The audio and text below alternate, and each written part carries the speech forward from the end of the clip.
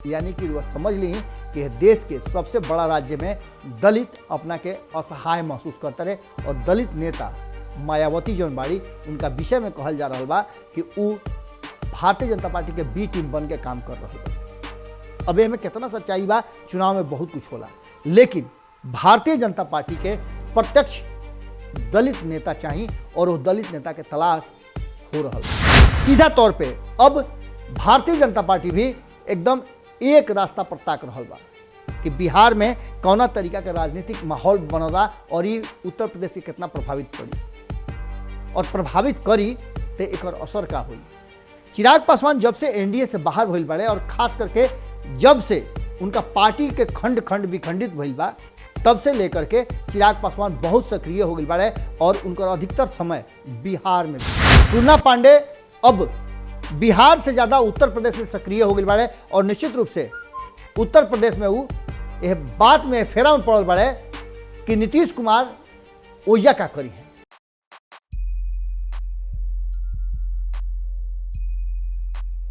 मत पूछी कि मसाल पर का बीतल बा, मत पूछी कि मसाल पर का बीतल बा। अंजोरिया फैलावे खातिर सारा रात बीच बाजार में बिकल बा।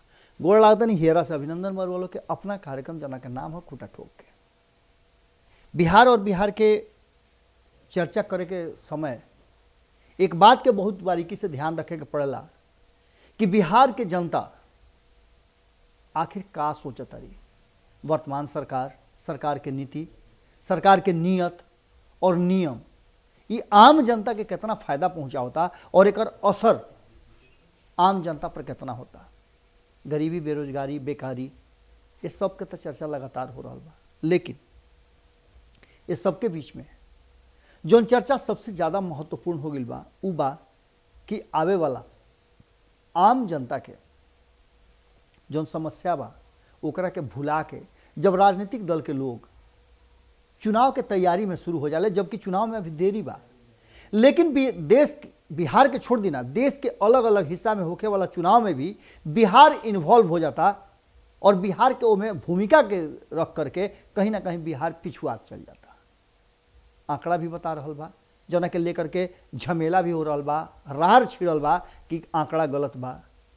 अगर ये आंकड़ा गलत बा तो फिर ये आंकड़ा आयल का है, अगर आयल तो जांच एजेंसी के दंडित काहे नहीं कल जात या के भंग काहे नहीं कल जात कि यह तरीका के बीमारी फैला रहा बा, एक तरह से लोग के भ्रम फैला रहा बा और केहू के बेइज्जत बदनाम कर रहा बा, एक पर केस काहे नहीं करत नीतीश कुमार। इस सारा बात के रुआ सोचत हो कब, मन में बैठावत हो कब, लेकिन फिर फूका के फूका रुआ हाथ में आवत हुई। कारण कि पूरे माहौल में रुआ हाथ में आखिर का आवता। इसे नीतीश कुमार जी के आंकड़ा कम हो के चाहे बेसी होके का असर पड़ल। का नीतीश कुमार जी सरकार से हट गई, का उनकर मुख्यमंत्री के कुर्सी छिना गई। लेकिन रउआ हम जौन आशा कैले रहनी है जा उ तो पूरा ना भइल।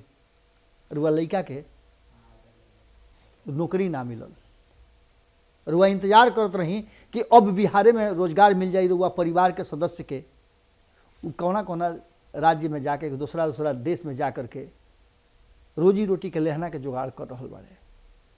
इस सब विषय के लेकर के आखिर वर्तमान स्थिति में जो बिहार में राजनीतिक जो मानचित्र पर चेहरा नजर आ रहा बा और जो चर्चा चल रहा बा ओकरा में कहीं ना कहीं युवा वर्ग के अब धीरे धीरे क्रेज बढ़े लागल बा।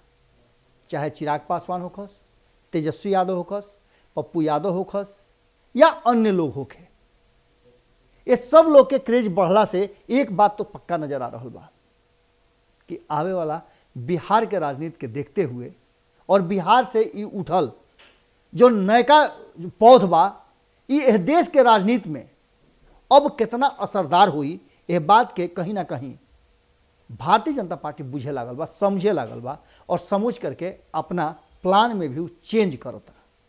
का चेंज करता और कैसे भीतरिया प्लान बनता और एक आगे के रणनीति और राजनीति का हुई। चलिए एक पर पूरा विश्लेषण आज विभिन्न आंकड़ों के माध्यम से जौन की देश के अलग अलग हिस्सा से बिहार से जुड़ल बा ओकरा असर का हुई और आवे वाला जौन चुनाव हो रहा बा 5 राज्य में इस देश के चुनाव 2024 में हुई। फिर अबहिए से तैयारी हो रहा बा, कारण कि नीतीश कुमार जी के सीट कम आइल बा, तो अबहिए से तैयारी शुरू हो गई बा कि 2025 में नीतीश कुमार जी केकरा के मुख्यमंत्री बनी हैं, अपने बनी हैं, का करी हैं, या फिर अगला रणनीति उनकर का हुई, केकरा संगे चुनाव लड़ी हैं, इस सब के चर्चा लगातार हो रहा बा। खाली फिर रुआ लोग के गोड़ लागता नहीं और प्रणाम करता नहीं, कारण कि रुआ लोग प्रणाम करे के हकदार बानी। दुख अपना पर कतनो रुआ झेल करके और कहीं ना कहीं अपन नेता चुनाता नहीं, मुखिया चुनाता नहीं, और मुखिया चुनला के बाद ओकरा पर भरोसा विश्वास भी करता नहीं। भले रुआ संगे घात करे, भले आंकड़ा के माध्यम से रुआ के संतुष्ट कैले रहे, लेकिन तब भी रुआ भरोसा करता नहीं। अब यह भरोसा के एक बार फिर से कसौटी पर कसे के समय आ गई बा, और खास करके तब आ गई बा जब आंकड़ा लगातार ही कह रहा बा कि बिहार पिछड़ रहा बा। लेकिन ये पिछड़ला के साथ साथ विपक्ष अपना भूमिका के कितना मजबूती से निभा रहा बा, इहो सवाल के घेरा में बा। सत्ता में बैठल लोग सवाल विपक्ष से करता, लगातार विपक्ष से सवाल हो रहा बा कि आखिर विपक्ष यह विषय पर काहे बोलता। विपक्ष के लगे, जे विपक्ष में आज के डेट में बा, उनका लगे काल जब सत्ता रहे तो काहे ना बेहतर कैले। यह विषय के रुआ समझ रहा बानी कि कौआ झोंझ होला एगो, एक कौआ झोंझ में फंस करके आम जनता तड़फड़ा रहा बड़े, और उनका तड़फड़ैला से कहीं ना कहीं मजा ले रहा बा पूरा राजनीतिक माहौल और राजनीतिक पार्टी के नेता लोग। आपसी द्वंद्व में आपन अधिकार, आपन हक, आपन फायदा, आपन सुविधा जरा भी कम करे खातिर लोग बात चर्चा नहीं करत। लेकिन आम जनता के कुछ देवे के या कुछ आम जनता के बारे में सोचे के जब बात होता, तो निश्चित रूप से वो बात कहीं ना कहीं तमा जाता। अब इस सब के लेकर के एक बार फिर से चर्चा शुरू हो गई बा, और चर्चा तब शुरू होला जब चुनाव कहीं होला। 5 राज्य में चुनाव बिहार के कितना प्रभावित करी, और बिहार कितना प्रभावित करी है 5 राज्य के चुनाव में, खास करके उत्तर प्रदेश के तो चुनाव प्रभावित जरूर करी। रुआ गिनती अंगुरी पर रख ली, जे चुनाव हारल बा और जे नीतीश कुमार भारतीय जनता पार्टी के विरोध में खड़ा बा, उस सारा लोग भारतीय जनता पार्टी के उत्तर प्रदेश में डैमेज करे खातिर हर उ हथकंडा अपनावे खातिर तैयार बा। टूना पांडे रुआ याद हुई है। टूना पांडे अब बिहार से ज्यादा उत्तर प्रदेश में सक्रिय हो गए बड़े, और निश्चित रूप से उत्तर प्रदेश में वो यह बात में फेरा में पड़ल बड़े कि नीतीश कुमार ओजा का करी है, नीतीश कुमार के ओजा वर्चस्व का हुई। और अगर जो वर्तमान परिस्थिति बिहार में बा, अगर ओकरा से अलग कुछ उत्तर प्रदेश में होता, तो उत्तर प्रदेश में वो अपन धंधा पानी बिजनेस फैलावस। बात करी ददन पहलवान के, तो ददन पहलवान भी उत्तर प्रदेश में पूरी तरह से सक्रिय हो गए बड़े। अखिलेश यादव के साथ खड़ा उनका के रुआ देखले होखब, और ये बात के तरफ इशारा कर रहा बा कि कहीं ना कहीं आवे वाला विधानसभा के चुनाव खातिर जो उत्तर प्रदेश में होखे वाला बा, और संभावना बा कि अगला महीना बीतते बीतत ओजा अधिसूचना जारी हो जाई, और ऐसा स्थिति में भारतीय जनता पार्टी अपन तैयारी कैसे करी और मजबूत पकड़ कैसे बनाई। का नीतीश कुमार के साथे लेकर के चलल संभव बा। हालांकि नीतीश कुमार के रुआ लोग बतैले रही कि नीतीश कुमार के कहीं ना कहीं भारतीय जनता पार्टी बोलाहटा तो दे दिले रहे। एगो बड़ा बढ़िया कहावत बा भोजपुरी में, रुआ गांव में जब बातचीत होत हुई, चर्चा होत हुई, तो एगो कहावत सुन ले होखब कि ना नीमन गीत गाई ना बड़वे पुछाई। और संगे संगे एगो और बात बा कि इस चर्चा के विषय आज काहे बढ़ुए, एकरा पीछे कारण बा कि जौना तरीका से तेजस्वी यादव और चिराग पासवान बिहार के राजनीति में अपना के स्थापित कर ले बड़े, और लगातार उनका क्रेज बढ़ रहा बा। ये बात भारतीय जनता पार्टी एकदम हई से ध्यान लगा करके रुआ देख लो कबनू कि एका में के घोड़ा जो होला ओकरा गोड़ में नाल ठोकाला, और संगे संगे एगो ऐसे पटमौर बांध दियाला। बियाह शादी में देख लो ऐसे ना पटमौर बांध जाला, वैसे ही घोड़ा के आंख में जब एका में नधाला उ तो ओकरा ऐसे बांध दियाला कि दहिने बामे मत ताको, सीधा ताको। वैसा ही सीधा तौर पे अब भारतीय जनता पार्टी भी एकदम एक रास्ता पर ताक रहा बा, कि बिहार में कौना तरीका के राजनीतिक माहौल बनला और ये उत्तर प्रदेश के कितना प्रभावित पड़ी और प्रभावित करी तो एक असर का हुई। चिराग पासवान जब से एनडीए से बाहर भइल बाड़े और खास करके जब से उनका पार्टी के खंड खंड विखंडित भइल बा तब से लेकर के चिराग पासवान बहुत सक्रिय हो गए बाड़े और उनका अधिकतर समय बिहार में बीतता। कारण कि उनका राजनीतिक पृष्ठभूमि जौन बा वो बिहार से ही जुड़ल बा और बिहार में ही 50 साल के लगभग 5 दशक के राजनीति कैला के बाद रामविलास पासवान के पिछला साल इंतकाल भइल। बिहार के राजनीति में और दलित राजनीति के कहल जाओ तो एगो बड़ा नाम उनका के सेकंड अम्बेडकर भी कहल जाला। आज वर्तमान परिस्थिति में चिराग पासवान अपना के एनडीए के हिस्सा मानत रहे, लेकिन एनडीए के लोग उनका के अपन हिस्सा नहीं मानत। अगर मानित तो पशुपति कुमार पारस के एनडीए में मंत्रिमंडल में जगह ना मिलित। स्थापना दिवस के समय दोनों स्थापना दिवस मनौले है। चिराग पासवान भी स्थापना दिवस मनौले है लोजपा के, जबकि नाम दोनों के अलग अलग बा। लोक जनशक्ति पार्टी रामविलास और लोक जनशक्ति पार्टी राष्ट्रीय लोक जनशक्ति पार्टी। ये दोनों के स्थापना दिवस वही दिन मनल है जना दिन फाउंडेशन रखले रहन, न्यू रखले रहन रामविलास पासवान। एक तरफ जहां चिराग पासवान के स्थापना दिवस पर अपार भीड़ रुआ जुटल, ये बात भारतीय जनता पार्टी सर्विलांस लगा करके देखत हुई, ऐसे दूरबीन लगा के देखत हुई कि आखिर कहाँ का हो रहा बा। दूसरा तरफ लोक जनशक्ति पार्टी के कार्यालय जहाँ कभी रामविलास पासवान ओजा आवत रहन, चिराग पासवान आवत रहन तो ऐसे हुजूम जुटत रहे, ओजा आदमी के अंगुरी पर गिनल जा सकत रहे। पशुपति कुमार पारस तक एक कार्यक्रम में शामिल ना भइले पटना।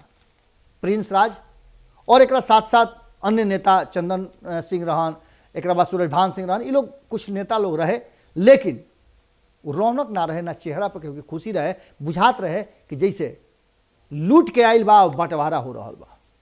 हम ये बात ऐसे कहतनी कि एगो होला चेहरा पर रौनक, लेकिन अपराध बोध नजर आवत रहे।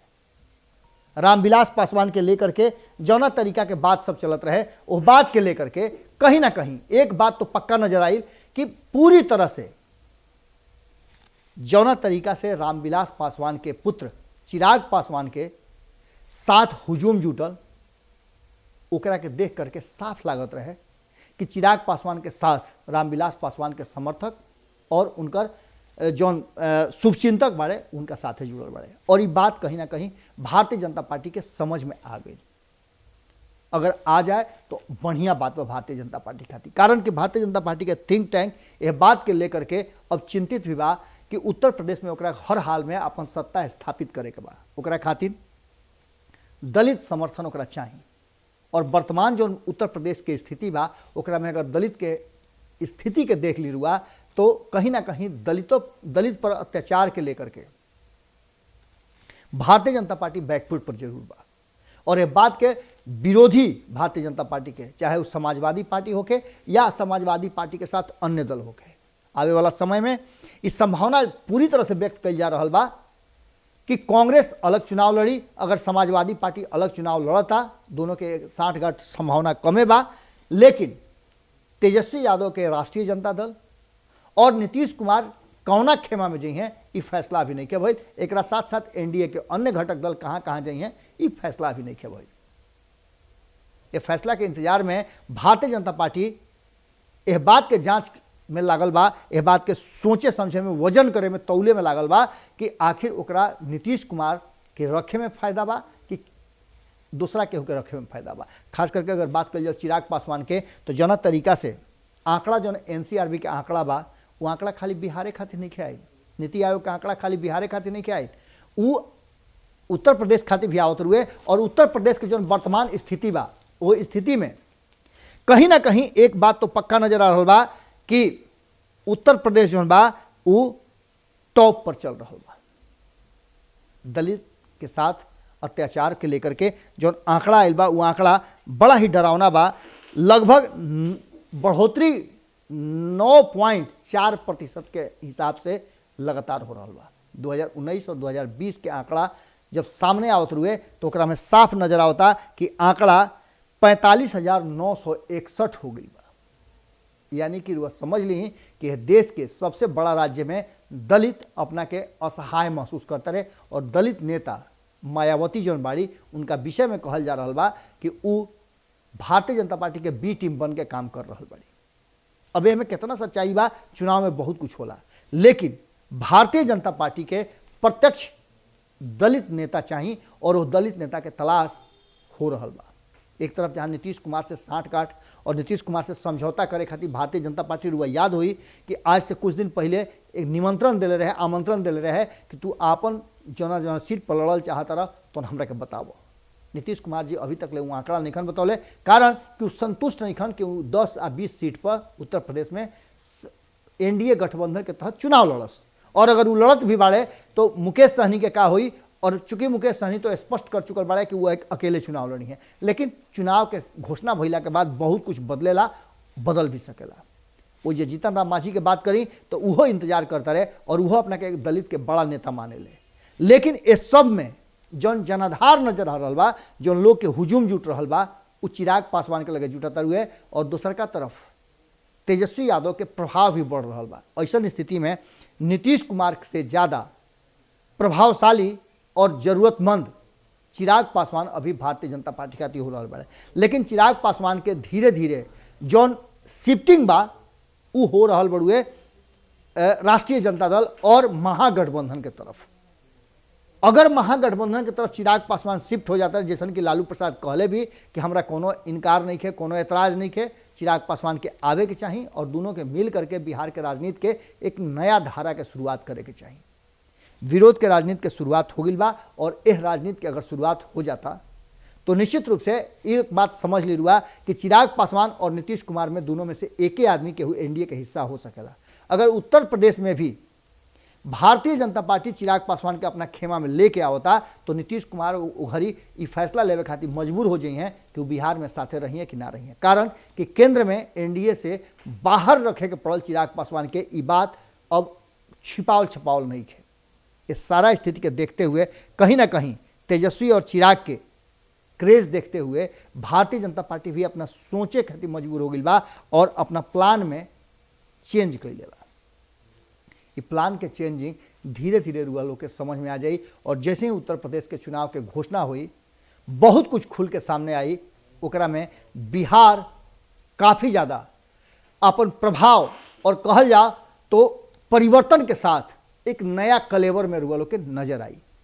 बिहार से उत्तर प्रदेश साधे के भारतीय जनता पार्टी के प्रयास और उत्तर प्रदेश के लेकर के नीतीश कुमार के रणनीति भारतीय जनता पार्टी पर दबाव बनावे के जारी बा। एकरा में के जीती के हारी और केकरा संगे नया गठबंधन हुई ये बात अभी देखे वाला बा, कारण कि बार बार ये बात कह रहा बानी कि कहीं ना कहीं एक स्टेप पीछे हटे के जरूरत बा। जे पहले एक स्टेप पीछे हट जाई, चाहे तेजस्वी यादव हटस, नीतीश कुमार हटस या भारतीय जनता पार्टी हटे, जे एक डेग पीछे हटी ओकर गोटी लाल हुई।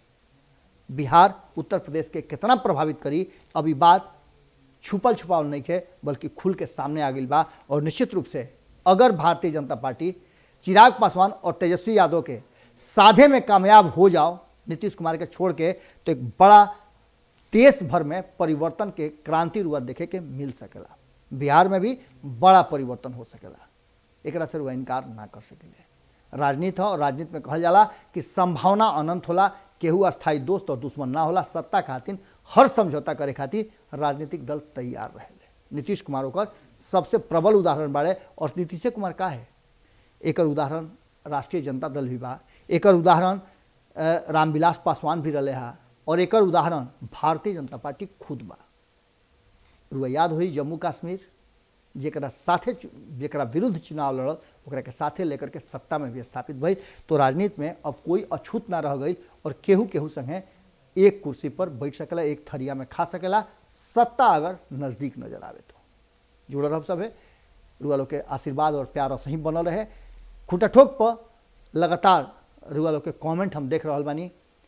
रुआ लोग से निहोरा बा कि अपना क्षेत्र के और बिहार के राजनीति के बारे में, अपना बारे में रुआ का समझतानी का सोचतानी जरूर कमेंट बॉक्स में लिखब सब है।